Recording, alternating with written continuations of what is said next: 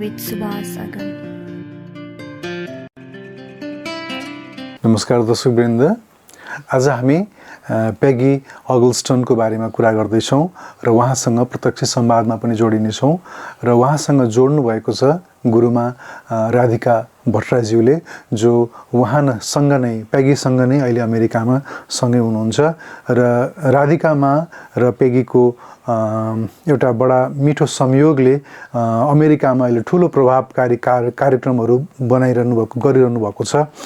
त्यो कारणले पनि हामीले राधिकामालाई पनि र पेगीलाई पनि यो कार्यक्रममा जोड्दैछौँ। मूलतः हाम्रो यो इन्टरभ्यू पेगीसँग हुनेछ, तर उहाँको बारेमा हामीलाई राधिका भट्टराई गुरुमाले नै परिचित गराउनुहुनेछ र उहाँले पनि उहाँको बारेमा केही बताउनुहुनेछ र त्यो अनुभवको बारेमा हामी राधिकामासँग पछि नेपाल फर्किसकेपछि अलग्गै एउटा इन्टरभ्यू पनि गर्नेछौँ।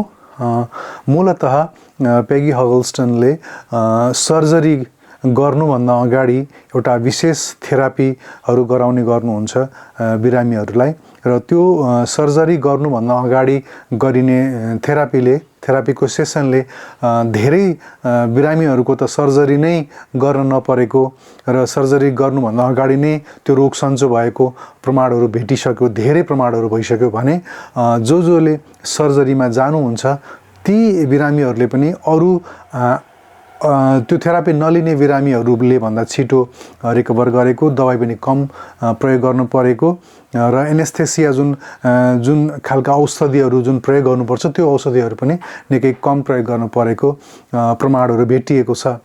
यसरी मेडिकल वर्ल्डमा एउटा क्रान्तिकारी काम गरिरहनु भएको र आध्यात्मिक व्यक्तित्व हुनुहुन्छ।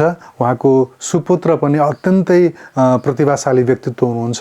उहाँको पनि आफ्नै खालको दिव्य अनुभव छ र संसारभरिका हामी सम्पूर्ण मानवहरू एउटा प्रेमको सूत्रमा बाँधिएका छौँ र यो विषयमा त्यो भातृत्वको बारेमा, विश्व प्रेमको बारेमा अत्यन्तै गहनतापूर्वक पनि बोल्नुहुन्छ उहाँ। पेगीको यो इन्टरभ्यू पनि अत्यन्तै इन्लाइटनिङ हुनेछ, तसर्थ पुरा इन्टरभ्यू हेर्नु होला। तर इन्टरभ्यूको सुरुमा पेगीको बारेमा गुरुमा राधिकाले के बताउनुहुनेछ। Enjoy the so. उहाँ चाहिँ पेगी हलस्टन हुनुहुन्छ। उमेरले 80 कटिसक्नु भएको छ, उहाँले भन्न चाहनुहुन्न होइन, त्यो 90 को नजिक हुनुहुन्छ। हामी सबैको लागि उहाँ प्रेरणाको स्रोत हुनुहुन्छ, किनभने अघि तपाईँले भनिसक्नुभयो नि, हामी नेपालमा त झन् 40 वर्ष कटेपछि बुढी भयौँ रे, सासु भएपछि त चिया पकाएर नि खान नसक्ने हुन्छौँ। यो चाहिँ हाम्रो एकदमै सानो मानसिकता हो। यसलाई अब दरिद्र त नभनौँ, त्यो हाम्रो चाहिँ संस्कृति हो होइन। त्यसलाई हामीले चाहिँ उहाँहरू जस्तो मान्छेबाट प्रेरणा लिनुपर्छ कि उहाँले आफ्नो जीवन अहिले पनि चलाइरहनु भएको छ र उहाँको अहिले यो उमेरमा उहाँले पिएचडी गर्नुभएको छ। हामी चाहिँ एक अक्षर पढ्नु पर्यो भने पनि म पनि बच्चाको सहारा खोज्नुपर्छ। उहाँ चाहिँ मेरो लागि पनि एकदमै ठुलो प्रेरणाको स्रोत हुनुहुन्छ। मलाई पनि साथीहरूले चाहिँ अब पिएचडी गर्ने हो कि भन्ने कुरा गर्दै हुनुहुन्थ्यो युनिभर्सिटीमा, खै के गर्नु भन्दै थिए। उहाँको पिएचडी सुनेपछि मलाई फेरि I'm motivated by your PhD also. My friends were also asking that why don't you do PhD now, as you have completed your master's degree.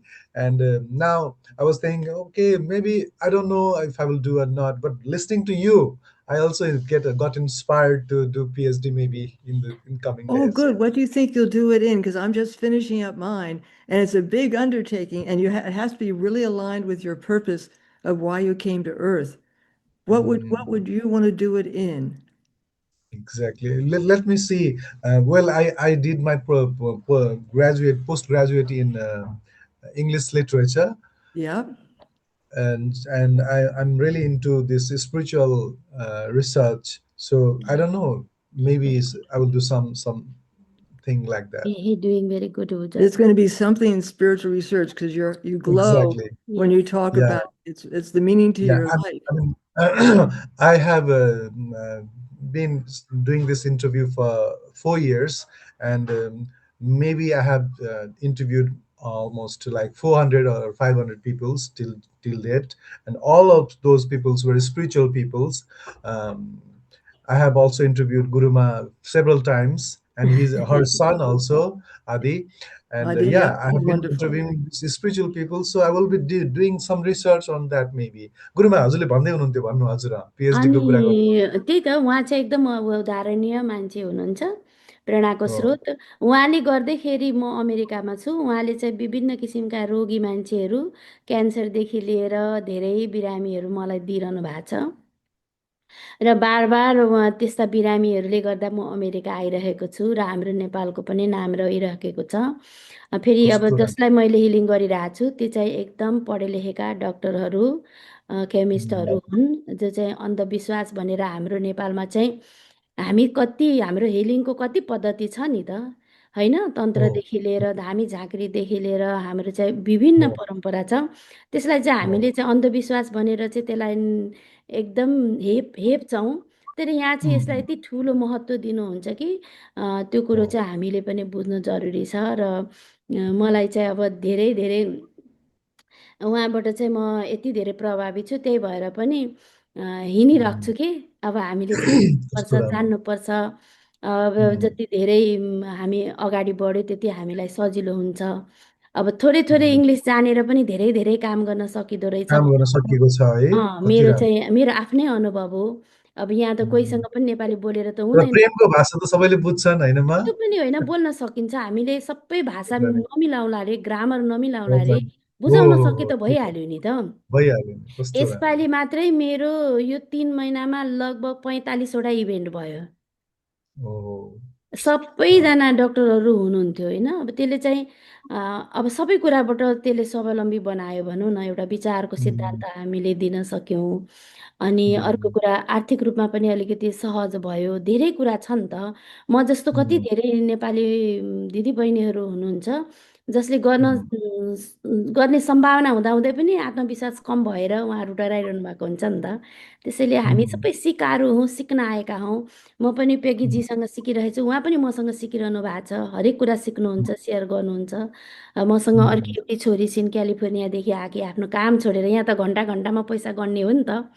आफ्नो काम छोडेर उनी मलाई 4 हप्तासम्म म जहाँ जहाँ जान्छु मेरो यात्रामा सहज गर्नको निमित्त सहजकर्ता बनेर, उनी पनि नेपाली बोल्दिनन्, अङ्ग्रेजी मात्रै बोल्छिन्, त्यही पनि उनीले मेरो सबै कुरा बुझ्छिन् होइन। त्यो भएको हुनाले चाहिँ यो संसार भनेको चाहिँ एउटा मायाले अडिएको संसार हो। हामी चाहिँ घृणा बोकेर हिँडेका छौँ र हामीलाई दुःख भएको छ। मैले बुझेको त्यति हो। हामीले चाहिँ माया चाहिँ बाँड्नुपर्छ, घृणालाई चाहिँ हामीले घटाउनुपर्छ, माया चाहिँ बढाउनुपर्छ। यही मेरो चाहिँ अब शिक्षा हो भनौँ न। अब अघिल्लो साल आउँदा किरणजीसँग अन्तर्वार्ता लिनुभएको थियो, किनभने त्यो एक्ज्याक्टली पनि हो। प्रेरणाको स्रोत हो नि त। साह्रै ठिक कुरा हामी हो। हामी अघि तपाईँले भन्नुभयो, हामी अत्यन्त सङ्कुचित भएर हिँड्नु हुँदैन कि। सङ्कुचन भनेको चाहिँ त्यसले खुम्च्याउने कुरा हो, फराकिलो बनाउनुपर्छ। हाम्रो सनातन संस्कृति हामीले हृदयमा बोकेर हामी कति विशाल छौँ, विराट छौँ भन्ने कुराको उदाहरण चाहिँ हामीले दिन सक्छौँ नि त, होइन? त्यसैले अब म यहाँ आउँदा उहाँहरू मासु खाए पनि खाइदिनुहुन्न, ल्याइदिनुहुन्न, सबै खाली गरिदिनुहुन्छ। हामीलाई त उहाँहरूले सम्मान गरिरहनु भएको छ नि त, होइन? त्यो भएको भएर चाहिँ सबैको संस्कृतिलाई हामीले सिक्नुपर्छ, राम्रो कुरालाई अनुसरण गर्नुपर्छ, नराम्रो कुराहरूलाई फाल्नुपर्छ। अब त्यही कुरा हो। अब हामी सबै सरल बन्नुपर्छ। अहिले अब साह्रै राम्रो। यस्तो नकारात्मकता फैलिराखेको बेलामा यस्तो सकारात्मक मान्छेहरूको सन्देश जाओस्, एउटा प्रेरणा होस् भनेर। यत्रो बुढी मान्छे हेर्नु, यत्रो बेर बस्नुहुन्छ। उहाँको हरेक दिन, हिजो पनि राति 9 बजीसम्म जुम क्लास थियो। एकदम तर हामै तिमी। I have no idea what she said. She's saying Not so one much word. wonderful thing about you. But it And felt you good. both are an inspiration for us. And we are really proud to have you in our show. Oh, thank गुरुमा you. हजुरलाई धेरै धेरै धन्यवाद छ। हजुरको कारणले उहाँसँग पनि भेट गर्ने अवसर मिल्यो, हजुरलाई पनि धेरै धेरै मलाई धन्यवाद। त्यही लागेर मैले चाहिँ भेट गराइदिएको हो। ल, धेरै धेरै आशीर्वाद मेरो आउने सन्तानलाई पनि मेरो धेरै धेरै आशीर्वाद। नमस्कार दर्शकवृन्द, स्वधर्म टिभीको आजको यो विशेष अङ्कमा हजुरलाई स्वागत गर्दछु। आज हामी एकजना विदेशी पाहुनासँग संवाद गर्दैछौँ। उहाँ अमेरिकाबाट हामीसँग जोडिँदै हुनुहुन्छ। उहाँले हाम्रो विचार कति शक्तिशाली छ र विचारबाट के गर्न सकिन्छ भन्ने विषयमा बहुत गहन अध्ययन गर्नुभएको छ। आउनुहोस् उहाँसँग संवाद सुरु गरौँ। Welcome Peggy, welcome to the Thank show. you. Thank you very much for joining to our show. Lovely to see you. Thank you. I'm really excited. I'm really excited to talk to you. The thing is, we are talking for the first time, but I have watched your interview and uh, gone through the videos and the work that you have done, and it's really marvelous that how a thought can impact the life of a person and healing. I'm really excited. So, could you please explain how you first came across this concept of how thought can heal, especially when you are even in the surgery room? Well, I first came up with this when I was living in Philadelphia and working as a psychotherapist. And in about 3 weeks, I had a whole number of clients who were all facing some major surgeries, some minor surgeries, and they were very anxious. And they said, "What can I do? I'm so anxious about this surgery."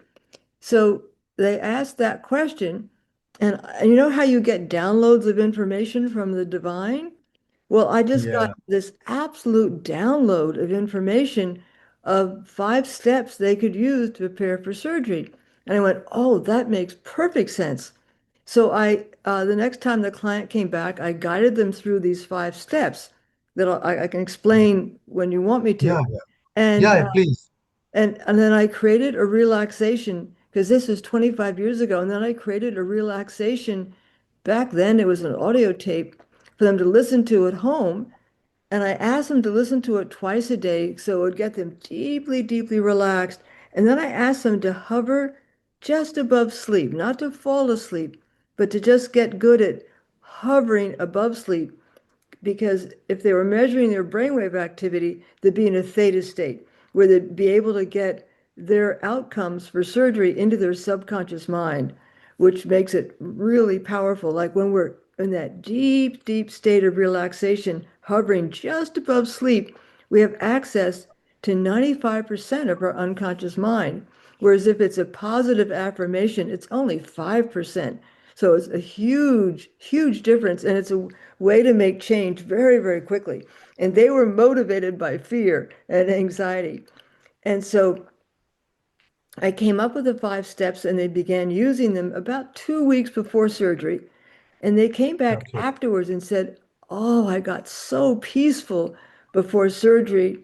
And I had all my friends thinking of me for the half hour before surgery and wrapping me in a blanket of love. And I felt like I was in a cocoon of love. And Wow. one woman said my surgery was delayed for about 2 hours, but this cocoon of love just stayed with me. It was just amazing. And it was around my husband who was beside me in the holding area waiting with me. And then she said the surgeon said there was much less bleeding in the operating room, that he was amazed at how much less bleeding, and that I used 50% less pain medication than normal. And my healing rate, he said, was much faster than he'd ever seen. He said, "What did you do?" And Hmm. I just explained, well, I use these 5 steps I learned from a therapist. And so more and more people began saying, could you put this in a book so I can send the book to my sister or to my brother? And so it felt right to put this into a book. And so it actually took me 2 years to write the book. I would take my son to school when he was about 8 years old, drop him off at school, come home and begin writing. And I Wow. would get so high when I was writing, that wonderful feeling when you're writing in your state of bliss. I would get so high that I'd lose all track of time. So I had to, the very first day I did this, I forgot to go back and get my son at school. So I had to set an alarm clock every day. So I wrote every day for about 8 hours. And the book really, I thought it came together beautifully. And I love being in bliss and writing.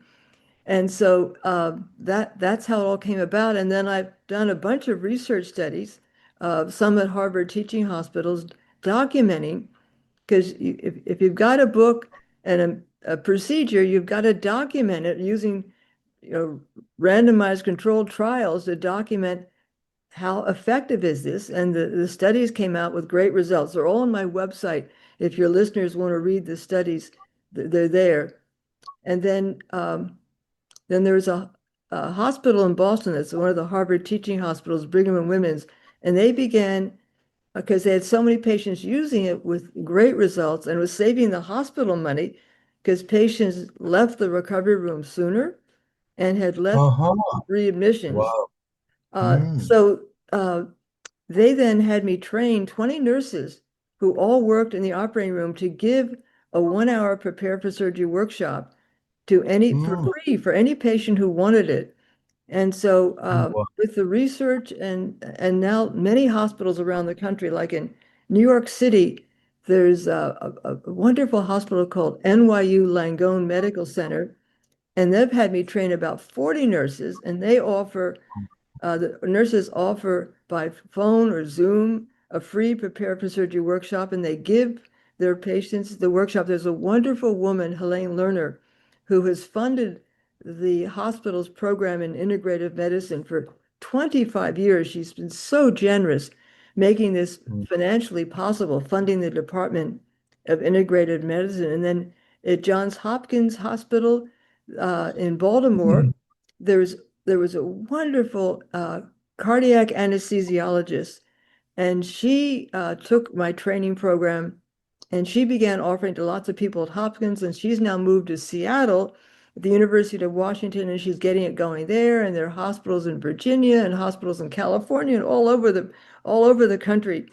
who are using the program. But what's been most exciting is the research documenting that and in some people, just a few, like maybe 5%, very small, have, as they get deeply relaxed and they visualize being perfectly healed after surgery, feeling like it's happening now. Some people have healed before surgery.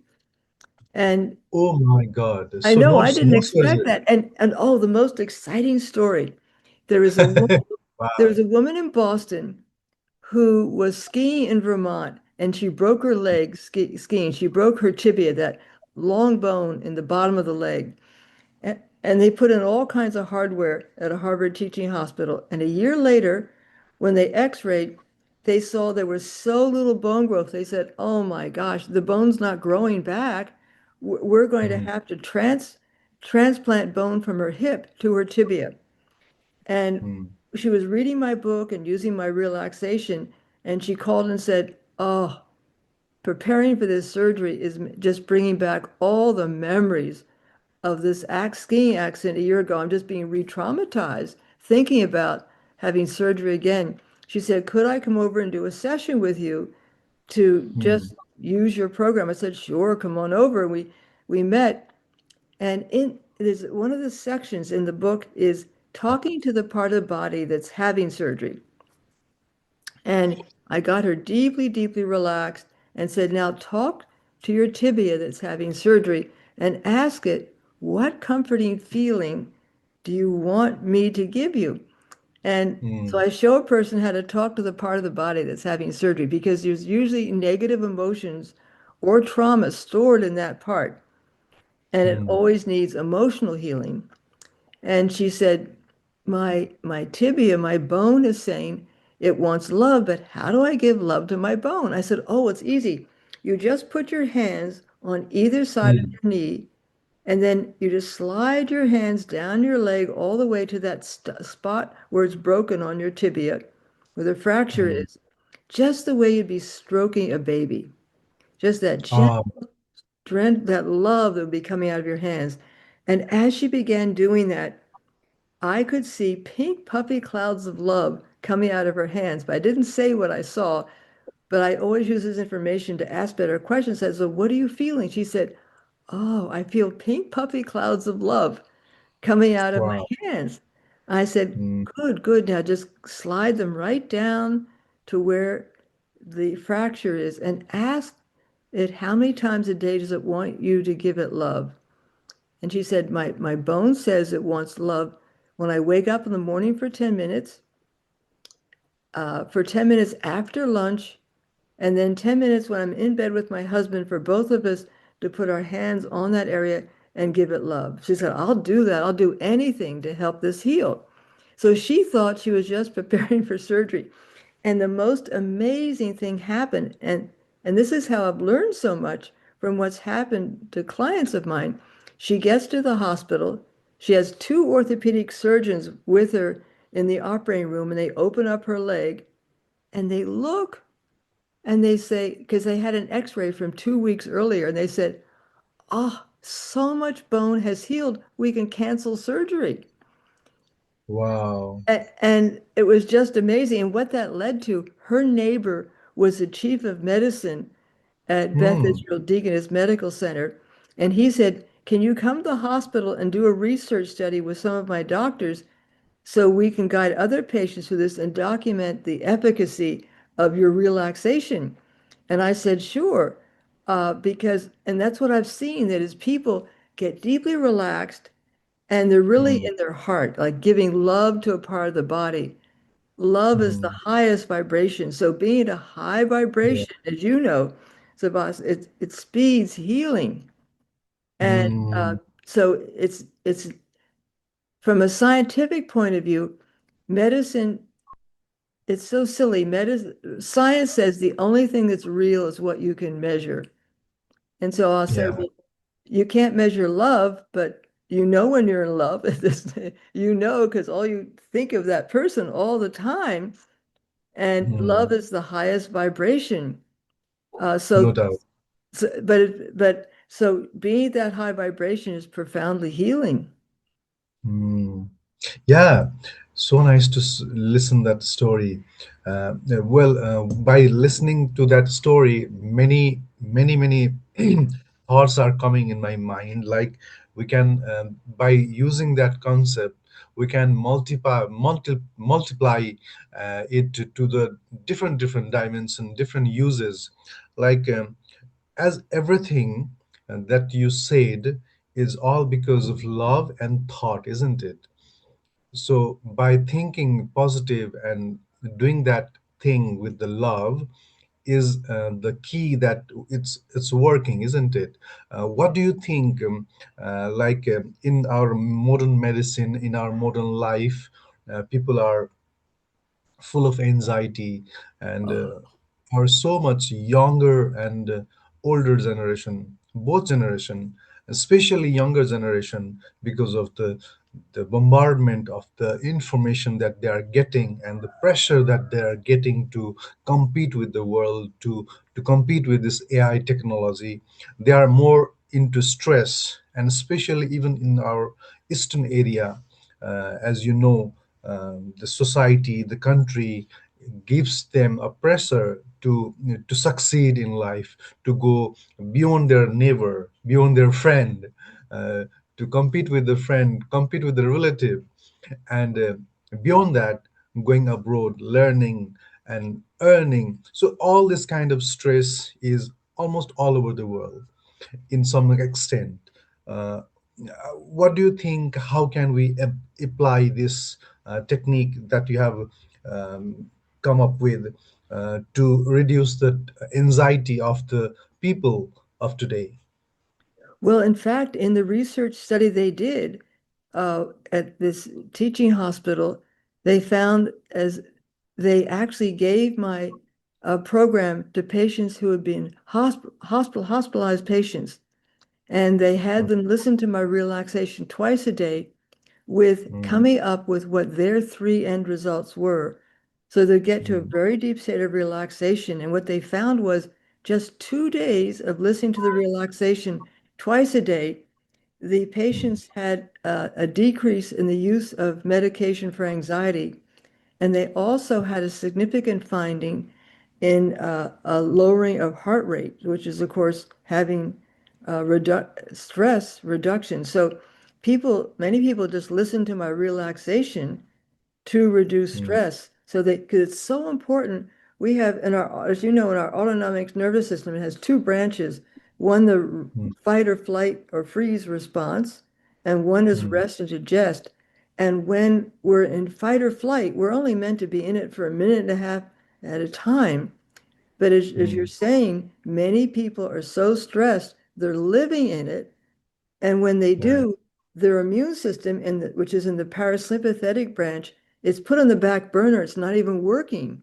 And so that's how diseases, there's a bunch of research in the last 10 years in the field of psychoneuroimmunology that's documented that living in chronic stress is for several years is a precursor to getting cancer because the negative emotions, the low vibration is damaging for our physiology. Does that Yeah. help answer the question? Because you Yes, asked a yes, really, yes. really important question of our crazy world these days. Exactly. Especially with anxiety and depression, like as you said about your five-step program, is it available online on YouTube to listen and do the process, or you need to buy it? They need to actually buy the relaxation MP3. They can download Okay. it in a minute, and it's just $15.95 in American dollars, so it's inexpensive. Okay. And then they can get Mhm. my book on Amazon as an ebook. I need to print more copies and get them Okay. available, or they can just buy a used book.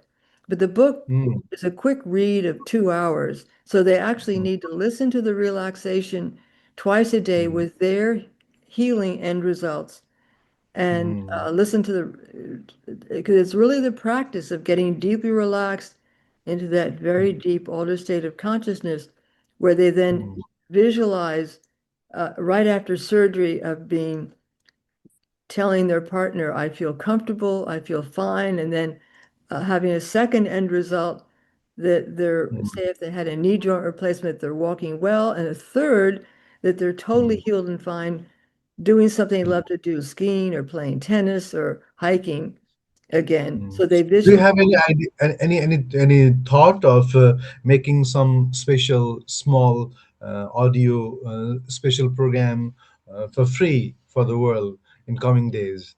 Do you know, I haven't thought of that, but I'll think of it.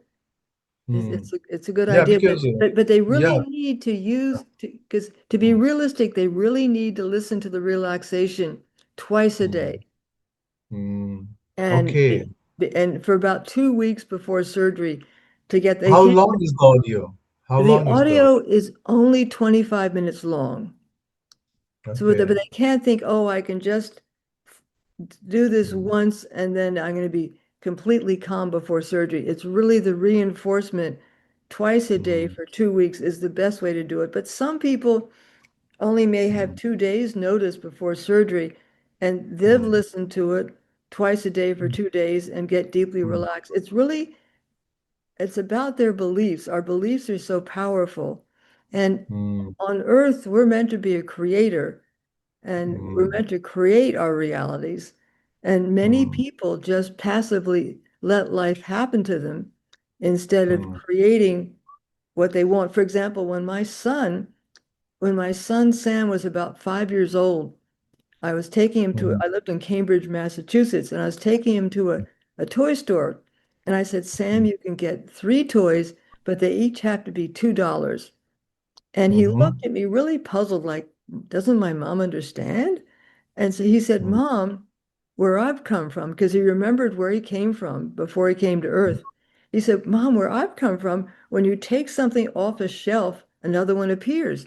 He remembered Hmm. living in abundance, and he couldn't Hmm. understand that his own mother didn't understand this. And then, Hmm. even as a little boy, he said, Mom, why do kids go to school here on Earth? Because where I'm from, on my planet, we're born knowing everything. Don't children know that? I said, no, they don't know. Hmm. What he's doing these days? Well, he's actually on the other side now, and he's like an Uh-huh. angel on my shoulder. He's a Yeah, because a person having that kind of memory from past life is not an ordinary person, I think. oh, I learned so much from him. Would go into churches in Cambridge, and he'd kind Hmm. of look around and he'd say, God, she's not here. I mean, he had awarenesses that I didn't have. And I remember once at Christmas time, we were at a church with some friends on Christmas Eve, and I heard him talking to my friend beside me. And I heard him saying, you know, we don't have Christmas where I'm from. Did you have it on your planet? And they said, no, we didn't have it on Wow. our planet either. So, what do you think? What dimension is that from where he is? Well, I asked, well, Sam, where did you come from? Because he kept talking about his planet. I said, well, where Mhm. is it? He said, I've come from Mars. I said, Sam, our scientist says there's no life on Mars. And he sort of rolled his eyes like, oh, these scientists don't understand. He said, Mom, we live inside the planet. And Mm. now that's what the scientists are saying. They've discovered there's life inside the planet, not on the surface. Ah, okay, okay, okay. Wow. So, is he also doing some healing work or spiritual? As a child, he was a healer. Uh, Uh-huh. he There was a time that we were in the Netherlands. He was about 8, and we were living with some Dutch healers in the countryside. And uh, it's how the story goes. It was pretty amazing. Mm. The Dutch healers, the gentleman named Kuhn could see Sam's aura, and he said, "Sam, you have a really big aura." He said, "Yes, I know, and I can give." Mm. And my Sam never told me this, and he said, "Yes, and I can give people energy too." He said, "Really? Well," and then Joyce was the woman who was there, who was also a healer. Said, "Well, can you give Joyce energy so I can see what it looks like?" So Sam said, Mm. "Sure." And he came up and he did to her what he always did to me. He did this to me when he'd want to go out and get a pizza at 10 o'clock at night. Because he'd say, Mom, let's go out and get pizza. And I'd say, Sam, I'm tired. It's 10 o'clock at night. I want to go to sleep. And he'd say, You Mm. mean you're tired? Is that the problem? I said, well, yeah. And he said, Well, then let me give you energy. So he'd put his hands on my head, sort of pushing his thumbs into my Mm. third eye for about a Mm. minute, and then he'd step back and say, There, how do you feel now? I said, Mm. Well, I'm actually full of energy. Let's go get pizza. Oh, So he did the wow. same thing to Joyce. And Kuhn said, Ooh, her aura just doubled. Uh, Wow. and he said, "Oh," and Joyce sort of was faint. He said, "Oh my goodness, that's amazing." So then Mm. they said, "Could you give us?" They did hands-on healing, and they Mm. said, "Could you give us energy?" He said, "Yes," but then he said, "It's very valuable energy, and it's Mm. 25 guilders a person. If Mhm. I give you energy." There was a toy he wanted to buy in Amsterdam that he knew was 25 guilders. And so Mhm. he'd Mhm. give them each a healing uh, Mhm. about half an hour. And then afterwards, it was sort of like he'd get all droopy. And then he'd Ah. rest for about half an hour. And then it's going to get his energy back. And then to give the next person the healing. And there was a boy who was probably 12 who had HIV. He had got it from Mm. a blood transfusion. He's a hemophiliac. And Mm. he was coming to their healing center. And by the end of the summer, after these healings, he went back to the doctors in Amsterdam and they said, There's no sign of AIDS. You're healed. So Mm. using this high vibration had actually healed him for this young 12-year-old boy from HIV, and he recovered. Wow. And is he healing people these days also? Yeah, he's traveling with a team of angels and they fly around healing people. Ah, okay.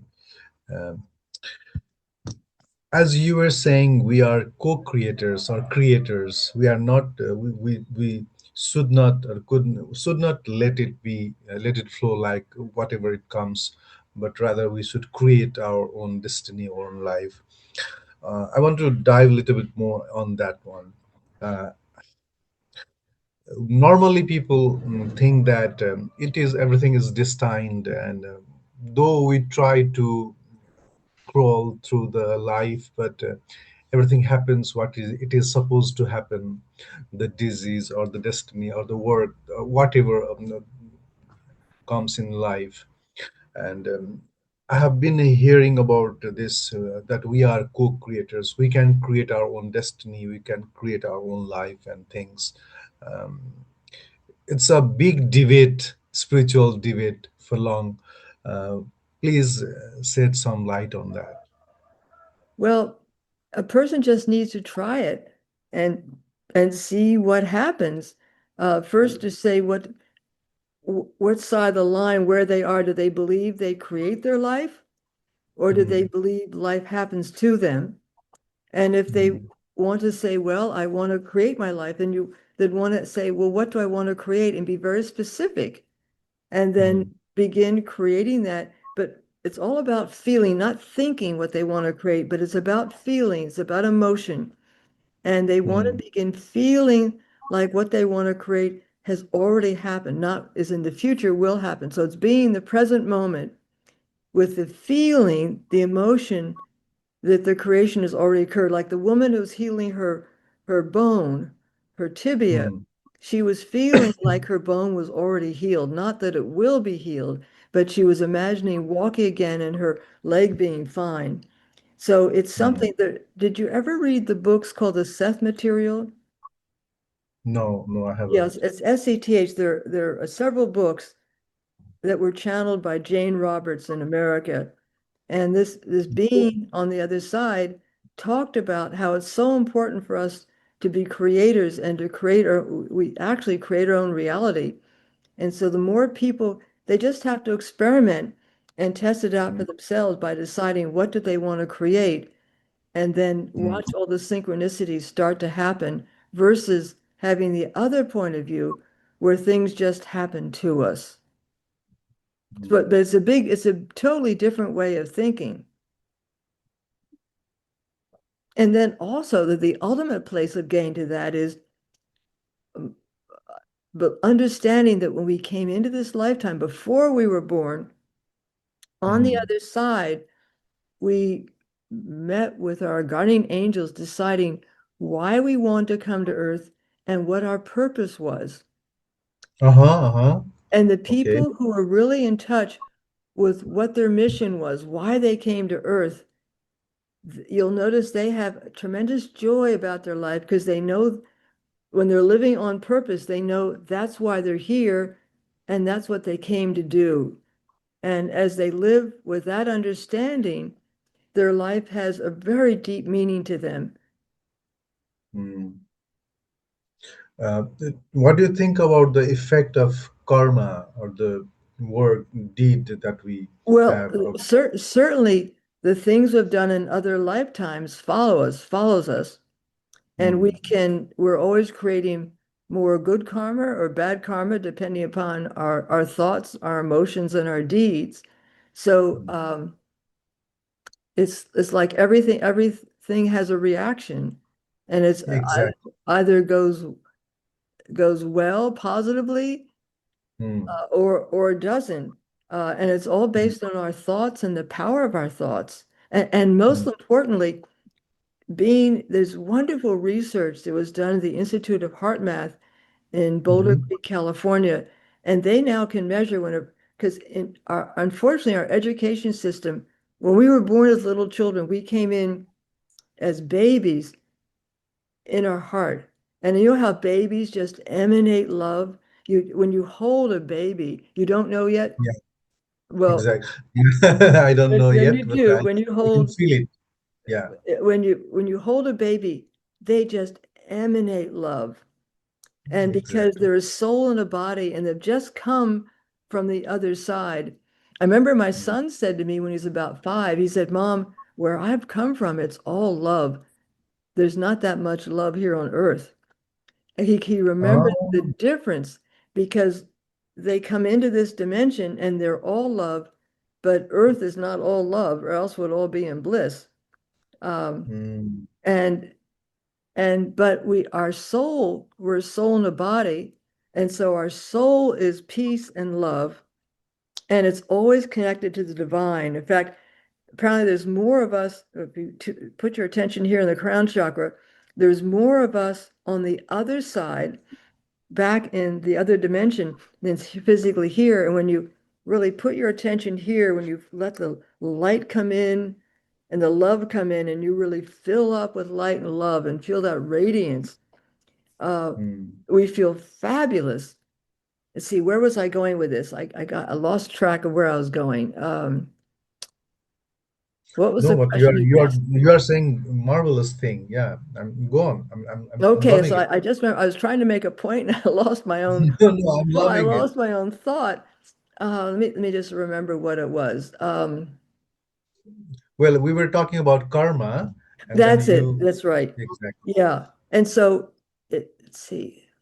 Well, it's just letting in that love and being at that high vibration. I'm not making sense right now because I'm not remembering what I was No, just you saying were to saying connect that, it. yeah, of course, karma has some effect, and whatever you do, that will affect the people, and that will also affect your life and the life coming after that. And with Oh, this I know what I was. science of thought, yeah, yeah, please, Yeah, I please go now on. remember. Thank you. Yeah, yeah. When we're born as babies, we come in radiating love. Uh, But then we go and we're in our heart center. But then when we start going through school, the school system, they get us, our consciousness is no longer centered in our heart. That's right. I was talking about the research from the Heart Math Institute. They've measured mhm, that when a person is in their heart, that they create a field of electromagnetic energy that they can measure out at about 3 feet. And it creates this field of energy that goes from our head all around our body in a 3 foot bubble. I guess that's 1 meter because you measure stuff in meters, don't you? exactly. Yeah, so it's about a meter on all sides of our body, top and bottom. And this Mm, electromagnetic field can be measured, and but this field of our heart is 60 times larger than the electromagnetic field that our brain generates.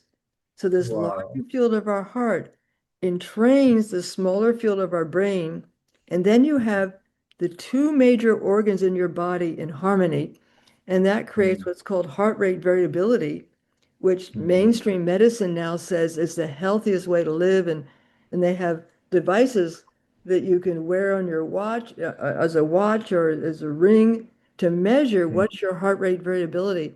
And I had a client who she was always measuring hers. She was using a device called a Whoop 4.0. And as she measured mhm, it, she was always around 30. But the mm, higher the measurement, the healthier you are. And when she fell in love with the person mhm, guy she's now engaged to, it jumped to mhm. 85 that day uh, when Ah, she fell in love, and she just mm. got See? engaged. So it's people, they want to be in their heart center, living from Mm, there. When we're mm, well educated, we get shifted into our eyes, our consciousness is mm, settled right behind our eyes, and we're mm, settled in our intellect. And that's really different mm. from being in your heart. Like when you're in love, you don't say, I think I love you. You say, I love you. And it's just Yeah, exactly. pouring out of your heart. Yes, you do. And in this cruel world, what do you think? I mean, when you are with a like person like you, when I'm listening to you, I feel so much at peace, and heart rate also gets totally into relaxed state, and you can think more deeply. But suddenly, when you get out to the street, and watch around, and when you meet the people around, or in this hectic world, you cannot be in that state of love, Well, though you want you to be. can. You have Yeah, to make a exactly, that's what choice. I want to ask you, how to keep your love vibration intact with you 24 Well, hours first, we all know it feels so good when we're centered in our heart. Um, Exactly. our body creates oxytocin, the love hormone, also the Mm, bonding hormone. When a woman gives birth to a baby, she bonds to her body with oxytocin, and the oxytocin goes straight to our brain, to our amygdala, and it's like a drug. It puts us in a state of bliss. And so it feels really good to be heart-centered. So a person has to be just the way we need to be mindful of each thought, moment to moment, and be living in the present. It's being mindful. Am I heart-centered now, or have I shifted into anxiety and stress? And then knowing how to self-regulate and think of a person or a pet who, when you think of them, you shift into your heart and you go, ah, I'm back in my heart. So knowing how it's so easy just to shift back there and to feel the love again. And so as you get really good at doing this, our brain creates neural pathways. It's that wonderful word neuroplasticity. Our brain creates these fantastic neural pathways, and so it gets thicker. And it's like a braid. You know how when you braid something and it gets thicker and thicker and thicker. So the more you do it, the better you are. It's almost like any sport. You know, when you first learn to play tennis, you're not very good, but you've got to practice and practice until you get that sweet spot on the tennis racket. Or it's like when you're playing golf, uh, you finally get to that place of where you get into the golfer's high, and you're in a high state of bliss. It's like getting into the flow. There's so much science around. Each person needs to know what are the things they love to do that put them into a state of flow.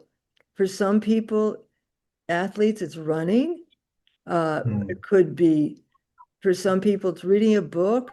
Others, it can be knitting. Some people, tending their garden, or that could be doing it. So if they learn to do what puts them in flow, and the definition of flow is there's something you do not for any specific reward except it makes you feel good. So people know what those things are so they can consciously choose. I'm in a terrible mood right now.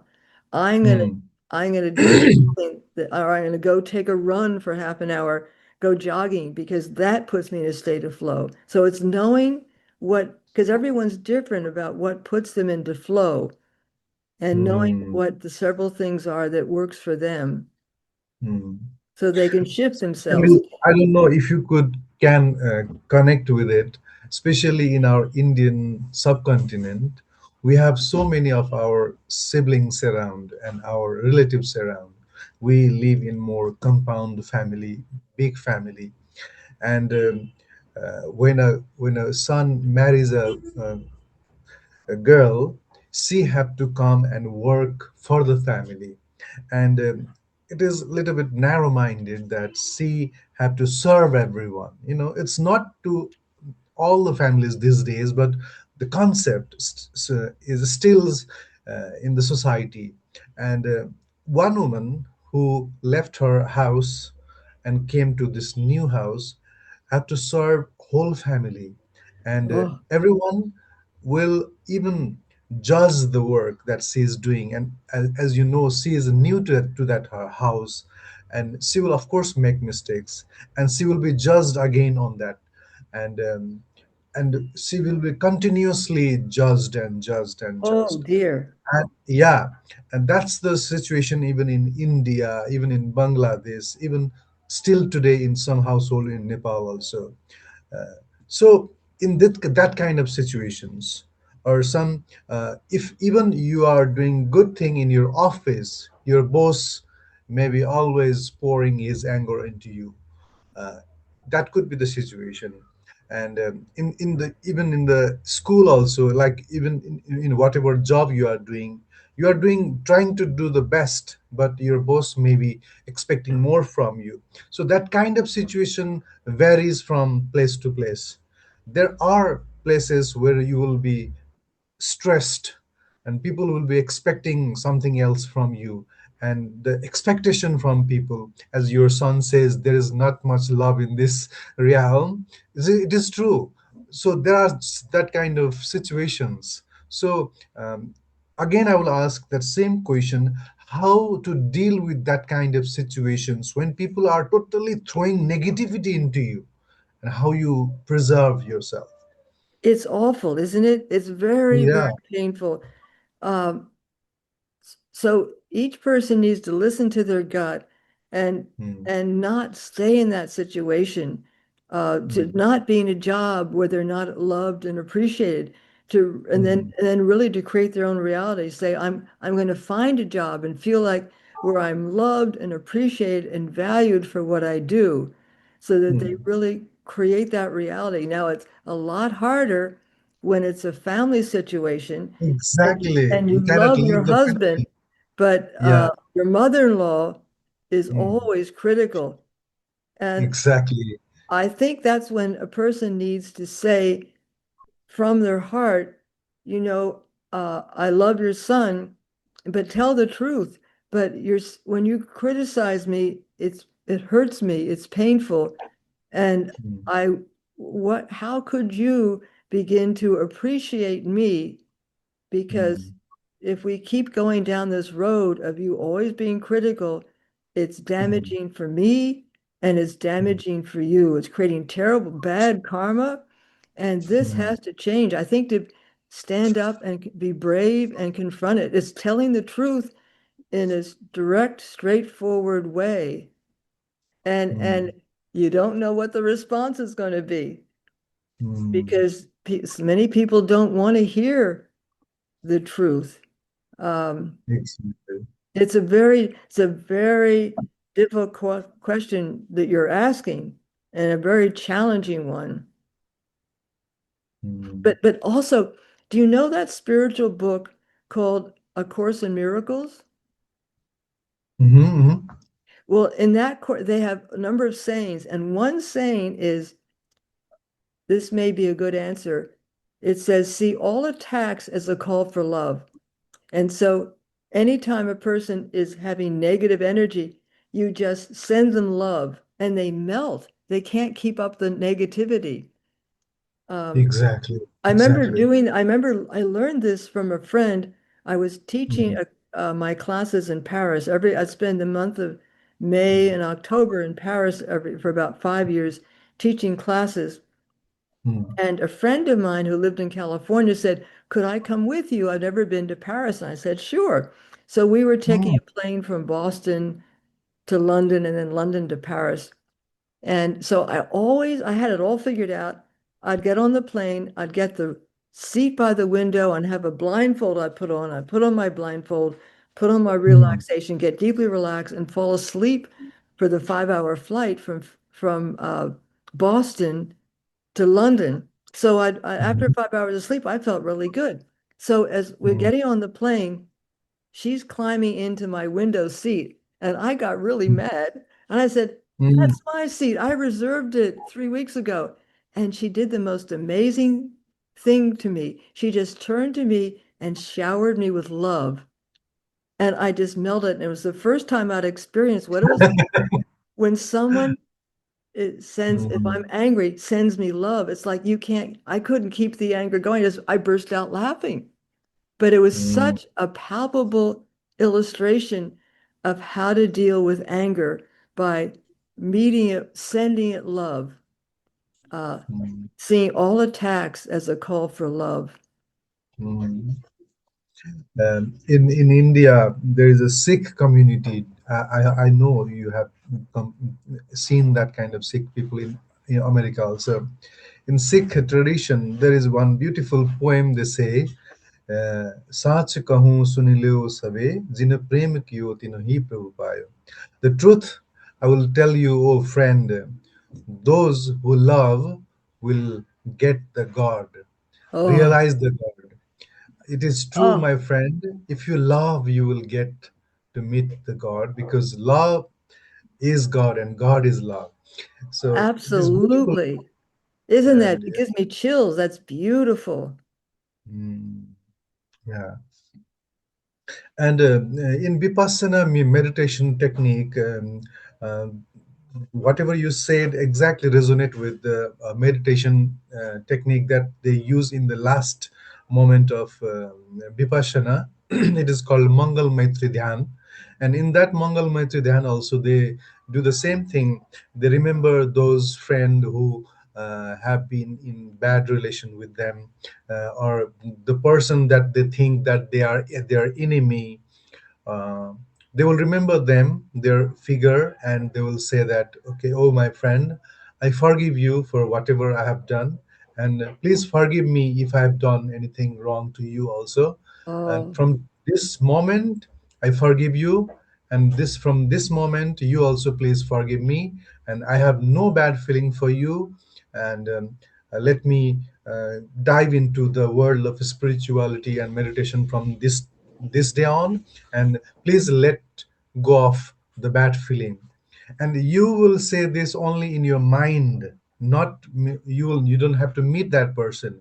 And many people share the experience that after doing this Mangal means good and Maitri means friendship. So after doing this, many people shared the experience that those friends who were I mean, not talking to them for years, called and oh, cried, and they said, I was stupid, why I did all those, and suddenly today I felt like calling you, and suddenly today I felt like forgiving you. And it is the real story. You can go and research, and so many people share this account. And that's yeah, so beautiful, Suvas. Oh, it's so beautiful. and whatever you say resonate with this. It's Love wonderful. is so powerful. Love is so powerful. um, the problem is we don't know how to love, and love is missing. And there's one more question about the thought. As last I mean, for a few years, Western world is talking about law of attraction so much, and there are law of attraction courses going on, and this book, especially The Secret book, also by Rhonda, uh, made a big historical Mm-hmm. presence in the market. And they talk about this science of thought, helping manifesting money, relationship, and everything. And what do you think about your concept, because you came across this concept 25 years ago, before Rhonda and before this book appeared in the market? And uh, did you ever thought about this technique, this audio program that we have help to manifest uh, economical strength in life? Well, it's all the same thing, isn't it? I mean, truth is the same, uh, Mm, and it's always just being rediscovered. And so I think all the work of law of attraction, it's all vibration. Everything comes mm, down to we're vibrational beings, and we can mm, vibrate. If we vibrate feeling like with the solution, feeling like it's already happened, it happens much faster. But if we vibrate with the problem and just live with the problem, we're actually magnetically attracting ourselves to more of the problem. So mm, I think the law of attraction, and I love the work of Abraham Hicks. I think their books are wonderful. And went to many of Esther Hicks's presentations. And, oh, she's fabulous. That mm, was just amazing to be in a room with hundreds of people. And Esther mm, was at this high vibration talking about the law mm, of attraction. Oh my gosh, what a joy that is. mm. But it's all the same, isn't it?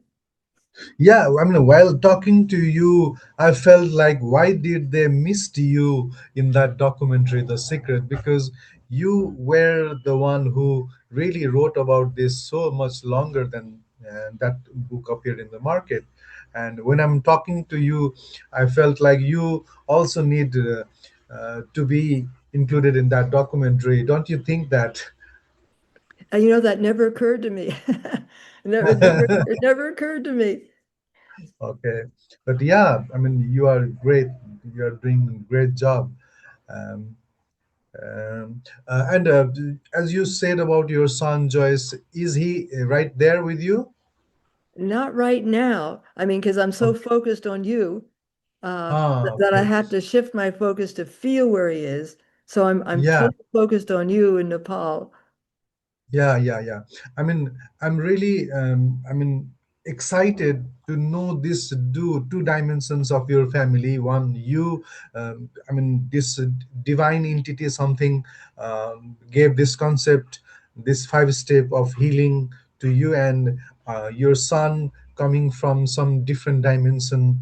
And that is really, striking my mind. What kind of family you have?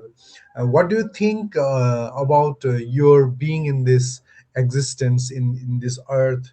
Do you think that you came to heal people via these steps of program, or there is more to give to the world? And as you are doing PhD also, and you just completed the PhD. Well, when I was 18, I had Mm, this vivid memory that I'd mm, come to Earth for a reason. It was mhm, like, but I couldn't remember what the reason was. Uh, mm, and I had a grandmother, my father's mother, who in mhm, America had been a suffragette, had done a lot to help women get the right to vote. And in 1920, when women could first vote in America, they held the polls back in Arno, Maine, where she lived, to let her be the first woman to vote. And so I had this grandmother who had done really wonderful things, and I felt a burden that, mm, gosh, what am I going to do? Because I couldn't, I knew I came here for a reason, but I couldn't remember. And mm, I then had a wonderful person who was like a second father to me, who I just met with him every day in his study, and we just talked. He said, "We're just going to talk until," and he said he had all these books on healing.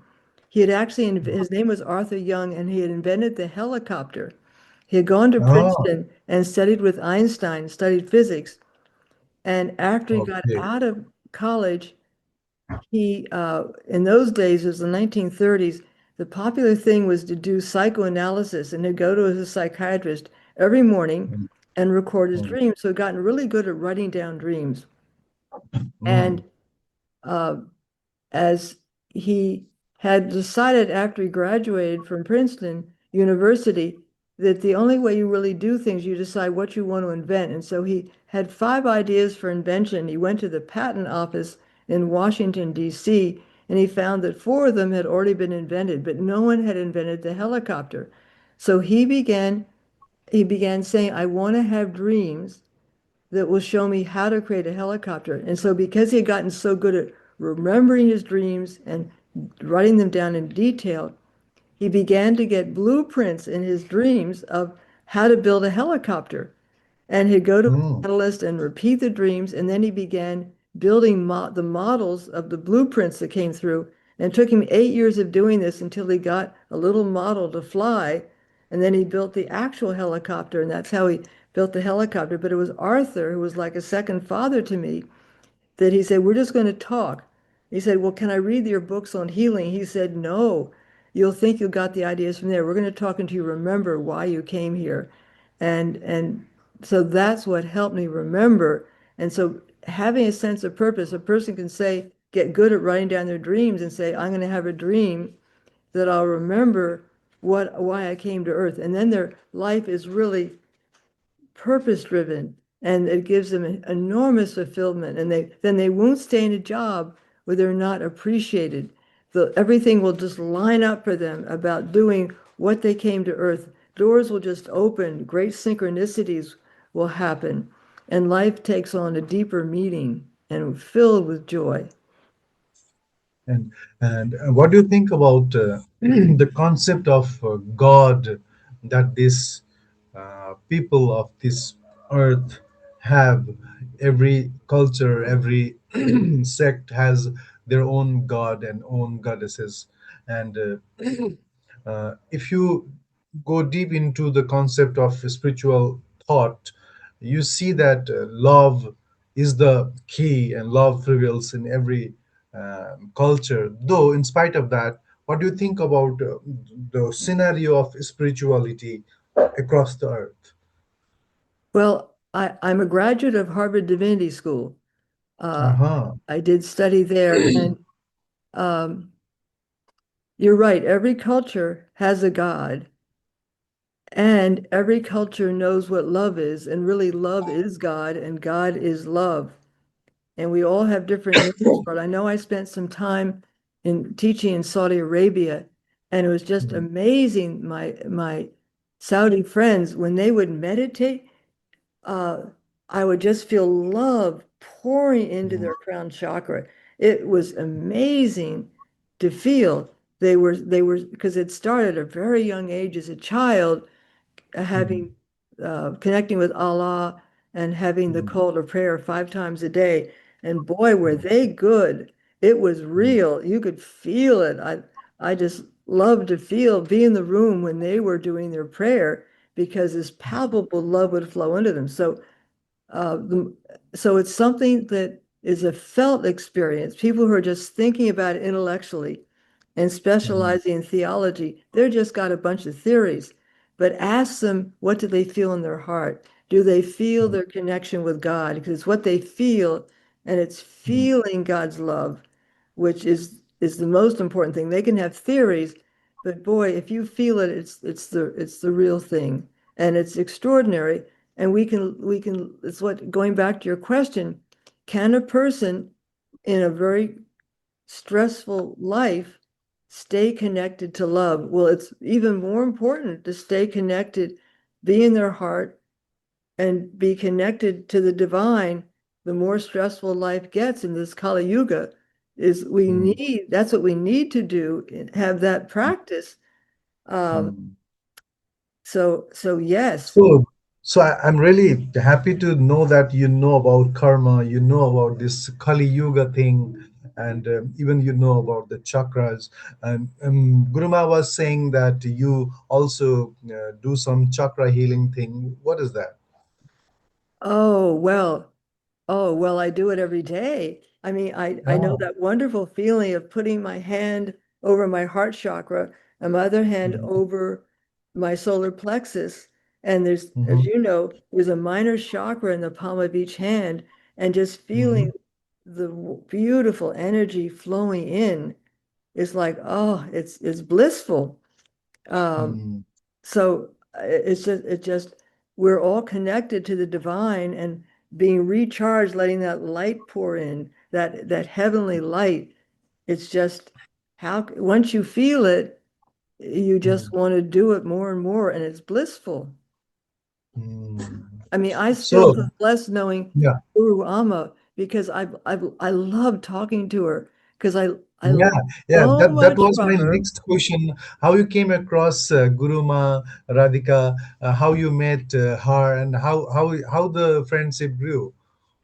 We met because I was in Berkeley, California, where my brother lived, and I was helping him recover from an illness. And he Mm, lived in a very small apartment complex that had a, a, a bamboo garden in the middle. And every day mm, when I'd walk through the garden, there was a mm. woman coming towards me, all dressed in white, and all I felt was I wanted to hug her. She just radiated love. Wow, And wow. so, and we both bowed to each other, didn't Mm, speak, and I just mm, gave her a big hug. mm, And then I ah, asked a friend of my brother's, "Who's that woman all in white?" He mm, said, "Don't you know who that is?" I said, "No, that's Guru Amma, who's a fantastic healer, Reiki master from Nepal. And she's here because her son is just getting a graduate degree in business administration. And she and her husband are here celebrating his graduation." And then I began hearing her singing Hindu hymns in the evening. Oh, mm, they would just lilt up. My brother lived on the second floor and her son was on the first. And the music would just float up every night. I said, "Oh my gosh, that was wonderful." You know how beautiful she sings. It's mm, just, you just, exactly. just melt into the music. And so, Mm, and then she asked me to come first she said, "Can you come for dinner?" I thought that was too much. I didn't want to impose on her. But then she said, "Well, then can you come for tea?" I said, "Yeah, I can do tea." And then we just began talking. And uh, then my brother wasn't doing very well recovering. And so I mm, asked her son, I know your mother now is an amazing healer. How could we arrange to have her come back to give healing to my brother because he's in Mm, deep trouble? And I think within 3 or 4 days, she was back in Berkeley and mm. she saved my brother's life. And Oh, really? Wow. that's how we met. And then Wow. sometimes when I have clients who are doing well but not great and still need Mm, more help, and I'll tell them about Guru Amma and said, this person's a fantastic healer. She can come and mm, be with your wife to give her healing throughout the day for 3 weeks, and it's the most extraordinary thing. And so they'd call her and say, how can you come to Virginia mm. to give us Wow. this healing? So we've just stayed in touch, and I feel so blessed because I love talking to her. I learned so much Mm, because what we're planning to do tomorrow is I have a course called Open Your Heart Workshop. Well, of course, mhm. everything she does is about love and opening the heart. Exactly. And so we're going to have a conversation that will video about Mm, her Eastern point of view and my mm. Western point of view, just Wow. comparing our ways of doing this and what works Mm, best for people. So it's a treasure and an honor to mm. be able to have these conversations over the dining room table. And then, as you know, she just laughs a lot. Yeah. We just laugh because she Mm, gets so silly. She loves to sing and dance, and we mm, just laugh. But mm, when we had these conversations, like how many mm, people can you have that kind of conversation with? You can have it with a lot because you can call them up and say, "I want to interview you." But mm. it's just such a blessing. So I'm Exactly. so grateful. So nice to hear that. And what do you think about the number called age that we have with our body? People think that they are old because the age, the number of the years that it's passing, and especially in our Southeast Asia, when a guy crosses 40 or 50, he already starts thinking, oh, come on, the half of life is already gone. Now maybe few years. And the concept of number, we have a superstar hero in our country. His name is Rajesh Amal. He never ever tells the number of his age, and he is so energetic, and he's working still in his 70s, 60s, 70s, and so much inspiring. And there are so many people across the world that they still are doing, pursuing knowledge, and helping people. And also there are people in the another world from 50s or 40s, they already start thinking that they are older. uh, what do you think about this motivation of age? Well, it's just a number, and Exactly. I think our soul, if you, it's what the Greeks said, know thyself, and Know thyself. Yeah. know thyself and who we are. Like I think, is it on the Parthenon where it's written in Greek, know thyself? And when you know who you know your soul in a Mm, body. You're not this body, and you know you are this eternal being. And when you know mm, you're eternal, you don't count numbers. exactly. I want to show you this statue of mine, and Yeah. it is in Sanskrit. It says tata tvam asi. That means you are that. Oh, of course. Yeah, Yes. tata tvam asi. You are that. You are Wow. that divine. Yeah, it also says Exactly. the So same you thing. know yourself. Exactly. So by knowing yourself, no need to think about the number of A's, isn't it? No, it's just knowing, it's feeling like Eckhart Tolle says it so beautifully when he talks about feeling your presence. You're feeling the energy of your own soul, and your soul is bigger than your body. It's an energy field, and when you just feel your presence, it feels so good that You just want to stay centered in that eternal presence. I love Definitely. Eckhart Tolle's videos. Yeah, I have also He's seen him. wonderful. He's a wonderful person, wonderful, no doubt. Uh, in this world, people still fight, uh, thinking that this is my religion, this is your religion. You need to convert into my religion. You need to convert into this religion. Uh, your religion is uh, wrong. My one is right. Still, this project is going on. Please tell something to those people. Well, it's so silly because we all pray to the same God. Hmm. Uh, it's just, I think it's honoring, just being glad someone has a religion that Hmm. they are connected to God and to find the commonalities. And again, we're all part of one consciousness. We're not, we think we're separate people. I'm here in Maine and you're in Nepal, but actually we're part of one consciousness. And we want to Hmm. feel that we have a choice of being in oneness or Hmm. being in separation. And being in oneness feels great. Being in separation is lonely. Exactly.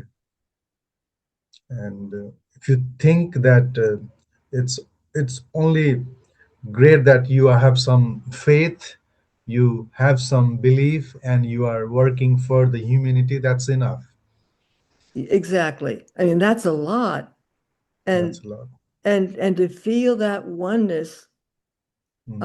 and to live in that oneness, to really live centered in the heart. Hmm. I think in schools, children should be taught to live in their hearts, not pulled into their intellect to start thinking. Hmm. So our education, in fact, the word education comes from the Greek root educare, which means to lead out. And Hmm. schools should go back to teaching that because that's what's true.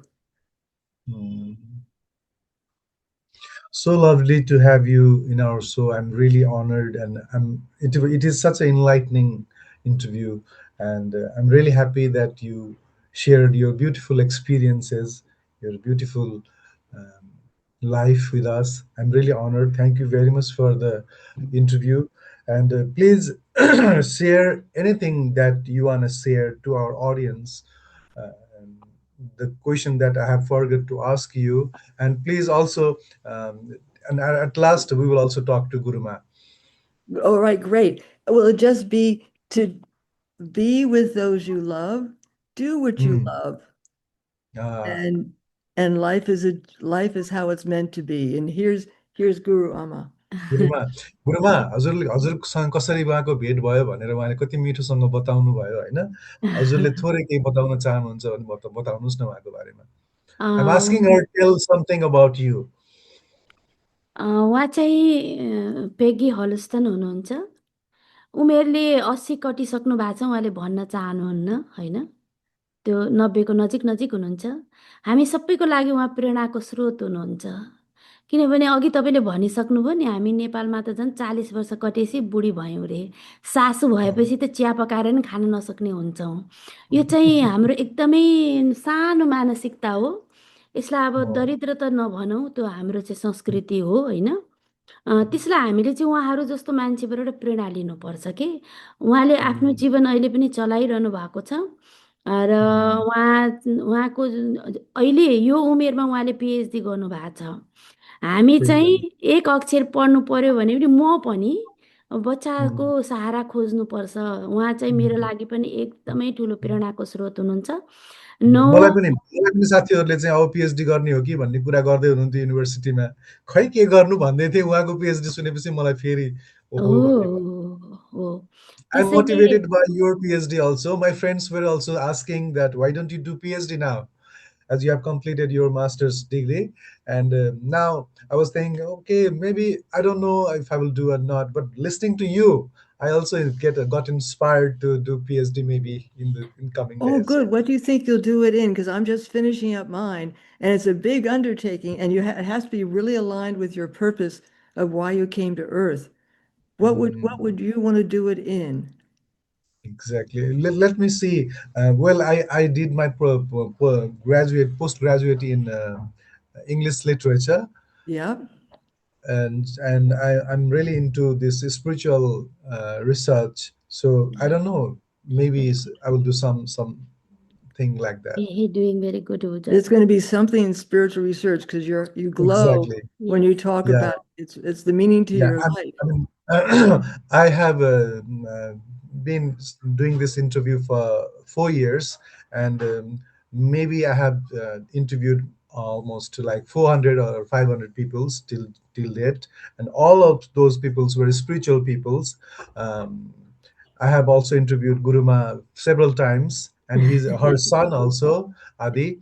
And Adi, yeah, yeah, I he's have been wonderful. interviewing spiritual people, so I will be doing some research on that maybe. गुरुमा हजुरले भन्दै हुनुहुन्थ्यो भन्नु हजुर PhD अनि को कुरा गर्नु त्यही त उहाँ चाहिँ एकदम अब उदाहरणीय मान्छे हुनुहुन्छ प्रेरणाको हो स्रोत उहाँले गर्दैखेरि म अमेरिकामा छु उहाँले चाहिँ विभिन्न किसिमका रोगी मान्छेहरू क्यान्सरदेखि लिएर धेरै बिरामीहरू मलाई दिइरहनु भएको छ र बार बार उहाँ त्यस्ता बिरामीहरूले गर्दा म अमेरिका आइरहेको छु र हाम्रो नेपालको पनि नाम रहिरहेको छ फेरि अब कस्तो राम्रो जसलाई मैले हिलिङ गरिरहेको छु त्यो चाहिँ एकदम पढे लेखेका डक्टरहरू केमिस्टहरू हुन् जो चाहिँ अन्धविश्वास भनेर हाम्रो नेपालमा चाहिँ हामी कति हाम्रो हिलिङको कति पद्धति छ नि त होइन हो तन्त्रदेखि लिएर धामी झाँक्रीदेखि लिएर हाम्रो चाहिँ विभिन्न हो परम्परा छ त्यसलाई चाहिँ हो हामीले चाहिँ अन्धविश्वास भनेर चाहिँ त्यसलाई एकदम हेप्छौँ तर यहाँ चाहिँ यसलाई उम्, यति ठुलो महत्त्व दिनुहुन्छ कि त्यो कुरो हो चाहिँ हामीले पनि बुझ्नु जरुरी छ र मलाई चाहिँ अब धेरै धेरै उहाँबाट चाहिँ म यति धेरै प्रभावित छु त्यही भएर पनि हिँडिरहेको छु कि अब हामीले चाहिँ कस्तो सिक्नुपर्छ राम्रो जान्नुपर्छ अब उम्, जति धेरै हामी अगाडि बढ्यो त्यति हामीलाई सजिलो हुन्छ अब थोरै थोरै उम्, इङ्ग्लिस जानेर पनि धेरै धेरै काम गर्न सकिँदो रहेछ काम गर्न सकिएको छ है कति मेरो राम्रो चाहिँ मेरो आफ्नै अनुभव हो अब यहाँ त उम्, कोहीसँग पनि नेपाली बोलेर त र हुँदैन प्रेमको भाषा त सबैले बुझ्छन् होइन मा त्यो पनि होइन बोल्न सकिन्छ हामीले सबै भाषा नमिलाउला रे ग्रामर नमिलाउला रे एकदम हो बुझाउन हो सके हो त त्यही त भइहाल्यो नि त भइहाल्यो नि कस्तो राम्रो यसपालि मात्रै मेरो यो 3 महिनामा लगभग 45वटा इभेन्ट भयो हो वाह, सबैजना डक्टरहरू हुनुहुन्थ्यो होइन अब त्यसले चाहिँ अब सबै कुराबाट त्यसले स्वावलम्बी बनायो भनौँ न एउटा विचारको उम्, सिद्धान्त हामीले दिन सक्यौँ अनि अर्को उम्, कुरा आर्थिक रूपमा पनि अलिकति सहज भयो धेरै कुरा छ नि त म जस्तो कति उम्, धेरै नेपाली दिदीबहिनीहरू हुनुहुन्छ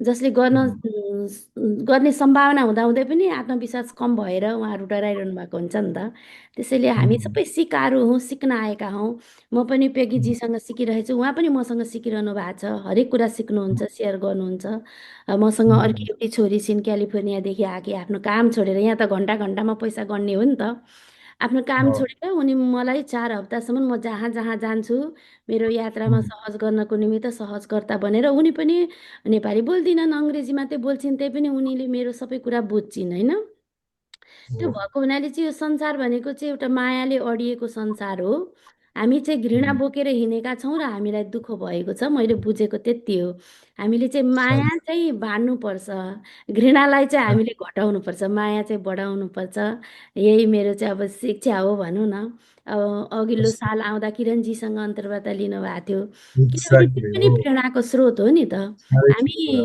हामी अघि तपाईँले भन्नुभयो हामी अत्यन्त सङ्कुचित भएर हिँड्नु हुँदैन कि सङ्कुचन उम्, भनेको चाहिँ त्यसले खुम्च्याउने कुरा हो फराकिलो उम्, बनाउनुपर्छ हाम्रो सनातन संस्कृति हामीले हृदयमा बोकेर हामी कति उम्, विशाल छौँ विराट छौँ भन्ने कुराको उदाहरण चाहिँ हामीले दिन सक्छौँ नि त होइन उम्, त्यसैले अब उम्, म यहाँ आउँदा उहाँहरू मासु खाए पनि खाइदिनुहुन्न ल्याइदिनुहुन्न सबै खाली उम्, गरिदिनुहुन्छ चाहिँ हामीलाई त उहाँहरूले सम्मान गरिरहनु भएको छ नि त होइन हो त्यो भएको भएर चाहिँ सबैको संस्कृतिलाई हामीले सिक्नुपर्छ राम्रो कुरालाई अनुसरण गर्नुपर्छ नराम्रो कुराहरूलाई फाल्नुपर्छ अब त्यही कुरा उम्, हो अब हामी सबै सरल बन्नुपर्छ अहिले अब साह्रै राम्रो यस्तो नकारात्मकता फैलिराखेको बेलामा यस्तो सकारात्मक मान्छेहरूको सन्देश जाओस् एउटा प्रेरणा होस् भनेर यत्रो बुढी मान्छे उम्, यत्रो बेर बस्नुहुन्छ उहाँको उम्, हरेक दिन हिजो पनि राति 9 बजीसम्म जुम क्लास थियो एकदम तर पनि हामै तिमी I have uh, no idea what she said.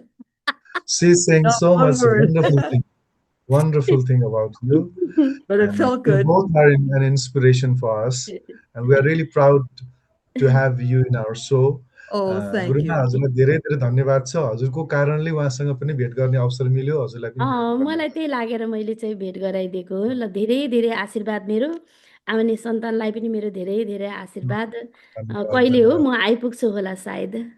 अबको 1 महिनाभित्रमा नै हुन्छ। म पनि 1 महिनाभित्र आइपुग्छु होला सायद। अब गलिसकेँ कि म अरूतिर चाहिँ जान्न पछि आउँछु भनेको छु है। ठिक छ। ल धेरै हजुर धेरै आइसकेपछि हाम्रो भेट हुन्छ फेरि। अब अवश्य हुन्छ। अवश्य अवश्य भेट गर्नुपर्छ है त। हस्। Okay, Peggy, we will end the interview here. Thank you very much once again. Thank you. And still, some if you wanna add something, please add. What'd you say?